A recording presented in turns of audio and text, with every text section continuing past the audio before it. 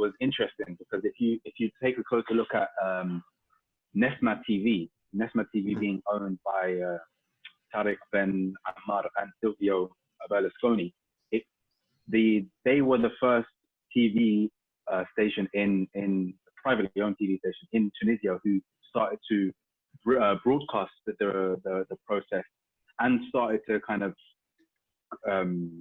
instigate a debate for the need for democratic change. And I think that was almost like a major fault line because that illustrated the conflict within the ruling elite. Basically, as far as I see it, and this is the interesting Nessma thing TV, with Ben Ali. Nessma TV is very anti-revolution. Let's be honest for a second here, okay? Nessma TV, like the wife of the person in charge of Nessma TV, Nabil Kharwi, was actually working as the Microsoft DG under. Did Nessma TV broadcast? Were they one of the first, if not the first, to broadcast protests and start to talk? I don't think that their intention was. I don't think that their intention was to broadcasting a revolution. No, I don't think here's the their thing. intention Here's was. the thing. Let me tell you what Ben Ali did on the 10th and 13th of January. On the 10th of January, he went out and said that these people are attacking government buildings, state institutions, and innocent civilians, and they're criminals, talking about the people protesting his own regime. On the 13th, he agreed to negotiate and said that I'm going to give you press freedom and the internet will no longer be censored and I won't run for presidency again. But people weren't buying it. He fled like one day later. Here's the thing. People at the beginning were drawing the image that look at what people are doing. People want an unstable Tunisia. That was the intention of so many like news media. That's the idea they were trying to share. Okay. I hear you, Malik. Would you agree with that analysis that Nessma, their intention with broadcasting was the kind of Nessma's framework and Ben Ali's framework was, and their whole story that they were trying to put out to the Tunisian people was that, okay, we hear you guys having a problem. Here, let's go out and compromise. We're going to have a compromise with you. And that's where the Tunisian people were like, no, we're not going to have a compromise. Let's actually finish the job and actually get rid of you. We don't want this.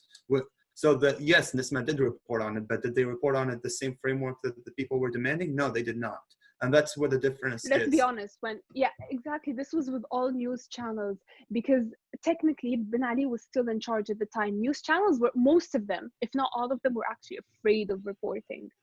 Yeah, like in case Ben Ali didn't actually run away, they were actually afraid of reporting. The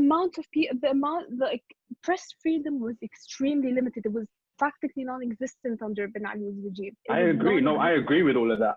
My point was just to highlight the fact that when Nessma TV started to broadcast these protests, what it indicated was that within the ruling elite, there was split. They weren't all reading off the same hymn book.